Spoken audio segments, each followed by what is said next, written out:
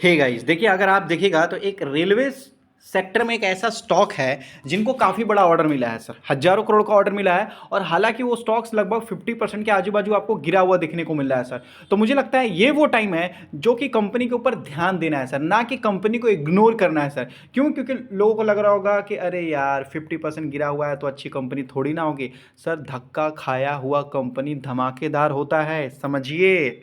इसको बोलते हैं सर स्ट्रगल। आप लाइफ में अगर देखेंगे तो कोई किसी को भी सर एक बार में सक्सेस नहीं मिल जाता या दो बार में सक्सेस नहीं मिल जाता सर। उसके लिए कंटिन्यू कंसिस्टेंसी के साथ सर आगे काम करते रहना पड़ता है सर। लाइफ में अप एंड डाउन आते हैं, इसलिए मुझे लगता है कि इसके बारे में डिस्कस करना चाहिए सर। खरीदना बेचना वो बात की बात है सर।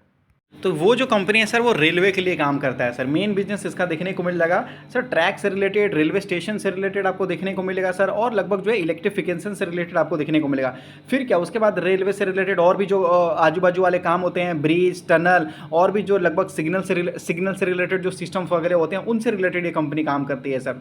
हाईवे एंड रोड वगैरह से रिलेटेड भी ये कंपनी काम करती है। रूरल और अर्बन रोड प्रोजेक्ट भी इस कंपनी के पास आते हैं सर। बिल्डिंग से रिलेटेड भी ये कंपनी काम करती है। ऑफिस कॉम्प्लेक्स, हॉस्पिटल, स्कूल्स वगैरह ये सारी चीज़ें जो है सर कंपनी बनाती है। साथ में इलेक्ट्रिफिकेशन, मेट्रो प्रोजेक्ट वगैरह हो जाता है। एक्सपोर्ट प्रोजेक्ट भी इस कंपनी के पास देखते हुए नजर आ जाते हैं सर। ठीक है, जैसे एक्सपोर्ट प्रोजेक्ट कहाँ से आता है सर, तो आजू बाजू जो मतलब जितने भी नेबर कंट्री है ना सर, आजू बाजू वाले जितने भी पड़ोसी देश हैं वहाँ से मिलते हुए नजर आ जाते हैं सर। बांग्लादेश, नेपाल वगैरह आपको देखने को मिलेंगे। ठीक है, तो ये सब लगभग जो श्रीलंका वगैरह ये सब आजू बाजू से इनके पास देखने को मिलते हैं सर। तो चलो ठीक है, आपको ये तो पता चल गया कि कंपनी किस किस चीज़ों में काम करती है सर, ये तो पता चल गया ना सर आपको। देखिए, अब रेवेन्यू मॉडल देखते हैं, कंपनी को कहाँ कहाँ से पैसा आता है। ये कंपनी अगर आप देखोगे तो लार्ज गवर्नमेंट कॉन्ट्रैक्ट के ऊपर डिपेंड है सर। मतलब अगर सरकार ने बड़े ऑर्डर दिए हैं तो बस इस कंपनी के सर बड़े प्रोजेक्ट मिल गए, आप समझ लीजिए सर। मेनली आपको बताया जा रहा है इंडियन रेलवे की तरफ से सर, गवर्नमेंट से मिलता है लेकिन इंडियन रेलवे की तरफ से वो उसी के थ्रू आता हुआ नजर आता है सर। NHAI की तरफ से भी आ जाता है, कुछ फॉरेन गवर्नमेंट, फॉरेन मतलब वही आजू बाजू वाले नेबर के आजू बाजू वाले से मिल जाता है सर। ठीक है, EPC से भी रिलेटेड कंपनी काम करती है, मतलब इंजीनियरिंग से रिलेटेड, प्रोक्योरमेंट से रिलेटेड, कंस्ट्रक्शन से रिलेटेड, मैंने आपको और बोला ना सर, टनल क्या क्या प्रोजेक्ट, रोड ये सारी चीज़ जो कंपनी काम करते हुए नजर आ जाती है उससे भी रिलेटेड।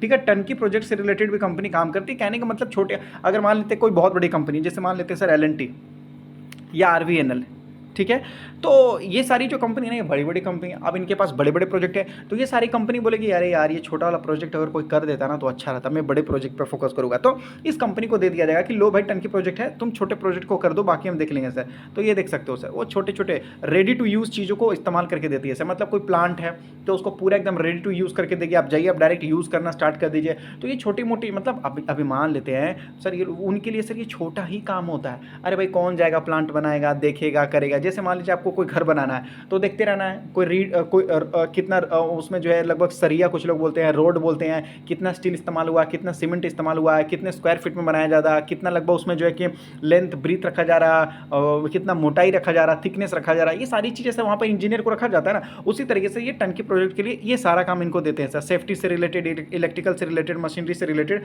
प्रॉफिट सोर्स कहाँ से आता है सर, यहाँ पर प्रोजेक्ट, यहाँ पर अगर आप देखोगे प्रोजेक्ट जो मिलता है सर उनमें से मार्जिन निकालते हैं, मैनेजमेंट फीस से भी यहाँ पर निकाल लेते हैं सर, फॉरेन करेंसी से भी थोड़ा बहुत पैसा कमा लेते हैं सर ये लोग। तो उस कंपनी का नाम है sir IRCON international limited sir. ठीक है, इरकॉन इंटरनेशनल लिमिटेड। लंबे समय में तो ठीक ठाक ही रिटर्न निकाल के दिया, लेकिन अभी हाल फिलहाल में देखोगे तो सर इस कंपनी की हालत थोड़ी बहुत ख़राब है। थोड़ी बहुत हालत ख़राब है इसका मतलब सर ये 50 के आजू बाजू गिरा हुआ, 50% के आजू बाजू, थोड़ा बहुत ये रिकवर भी हुआ सर। मतलब 50% गिरा हुआ था, 35% ये रिकवर भी हो गया। अभी हाल फिलहाल में देखोगे तो कंपनी के पास सर हज़ारों करोड़ का ऑर्डर मिलता हुआ नजर आ गया सर। 4 घंटे पहले यहाँ पर आपको बताया जा रहा 1068 करोड़ का सर इस कंपनी को ऑर्डर मिला है सर। ठीक है, रेलवे कवच कंपनी यहाँ देख सकते हो, कंपनी को मिला सर कितने, 1068 करोड़ का सर इस कंपनी को ऑर्डर मिला है सर। 4-5 घंटे पहले ये खबर आई है सर। तो मतलब 17-18 हज़ार करोड़ की कंपनी है, इसको 1000 करोड़ का ऑर्डर मिल गया, तो कहने का मतलब ऐसे कि बड़ा ऑर्डर है इस कंपनी के लिए। ये बड़ा ऑर्डर हो गया सर इस कंपनी के लिए। जनरली अगर आप लोग देखोगे तो इस कंपनी का रिजल्ट भी सर एकदम मतलब ठीक ठाक ही आया था। जैसे मार्च 3700 करोड़, 3400 करोड़, ठीक ठाक ही आया था, मैंने आपको बोला सर। तो मतलब वही कंपनी यहाँ पर अगर 4000 का टारगेट लेके चलती तो ज़्यादा अच्छा था। लेकिन पिछले 3 क्वार्टर अगर देखेंगे, जैसे जून, सितंबर, दिसंबर, तो यहाँ से सर इस कंपनी ने अच्छा परफॉर्म किया है सर। पहले 2000 करोड़ के आजू बाजू था सर, कंपनी ने 3400 करोड़ का आंकड़ा पार किया सर। तो ये पिछले 3 क्वार्टर के बेटर है सर। कहाँ कंपनी सर पिछले बार 8% तक का मार्जिन था, इस बार सर 7% तक का ही लाया है। हालांकि कंपनी बीच में 11% तक का भी मार्जिन लेके चली गई थी सर। तो कंपनी का अगर ज़्यादा मार्जिन आता तो ज़्यादा अच्छा रहेगा। जैसे कंपनी पिछले क्वार्टर में सर, पिछले साल के क्वार्टर में 250 करोड़ के आजू बाजू का प्रॉफिट था, इस बार सर केवल लगभग जो है 212 करोड़ के आजू बाजू है सर। तो अगर कंपनी किसी भी तरीके से सर, ये कंपनी हमें मान लीजिए 300 करोड़ के आजू बाजू का अगर ये कंपनी प्रॉफिट कर लेती है तो आप समझ लीजिए कि कुछ अच्छा हो सकता है सर। बाकी जो भी लोगों ने सर यहाँ पर अगर आप देखोगे दिसंबर से मार्च का कंपेयर करोगे तो जो भी फॉरेन इन्वेस्टर है, डोमेस्टिक इन्वेस्टर्स हैं, थोड़ा ही सही लेकिन खरीदा है। 4.09% से 4.11% कर लिया सर, 1.44% से 1.57% कर लिया सर। चाहे जो भी हो लेकिन ये एक पॉजिटिव इंडिकेशन ही है सर। ये जो टाइम है सर, सारे रेलवे स्टॉक्स अगर आप देखोगे कहीं ना कहीं से धीरे धीरे अब रिकवर लेने के मूड में है सर। जितना गिरना था उनको अब ऐसा लग रहा है कि मतलब जो है गिर चुके हैं सर। जैसे इंडियन रेलवे फाइनेंस कॉर्पोरेशन कोई देखेंगे या रेल टेल कोई देखेंगे तो सर जितना गिरना था अब ऐसा लग रहा है जैसे गिर चुका है सर।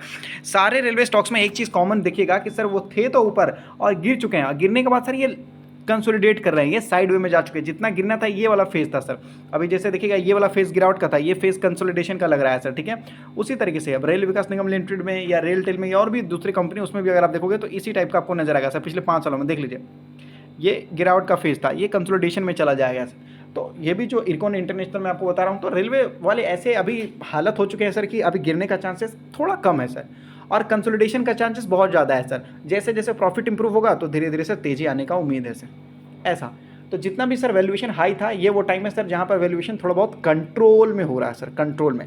तो मैं इतना बोलूंगा कि ये एक पॉजिटिव इंडिकेशन था। 1000 करोड़ से भी ज़्यादा का ऑर्डर मिला है कंपनी को। हो सकता है कि मतलब अगले हफ्ते कुछ पॉजिटिविटी आपको देखने को मिल जाए, इस बात की कोई गारंटी नहीं दे रहा हूँ, लेकिन खबर अच्छी है सर, खबर अच्छी है सर। और आप कमेंट करके बता सकते हैं कि रेलवे सेक्टर का कौन सा स्टॉक आपके पास है।